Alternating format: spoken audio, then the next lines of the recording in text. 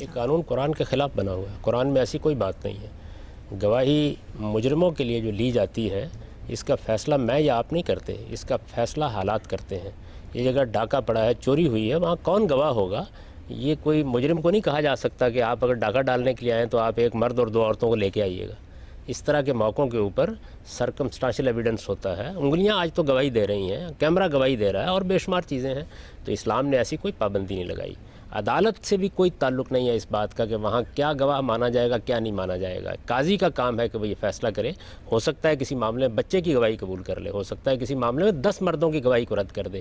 اس پر کوئی پابندی نہیں ہے. وہ قرآن میں جو آیت ہے اس کا بالکل موقع و محل دوسرا ہے. اس میں لین دین کرنے والوں کو یہ کہا گیا ہے کہ تم اگر کوئی لین دین کی دستاویز لکھ رہے ہو, کوئی قرض لیا آپ نے, کوئی مکان خریدا ہے, تو اس میں مردوں کو گواہ بناؤ تاکہ گھر در کی عورتیں کل عدالت میں جا کر مسئلے کو خراب نہ کریں.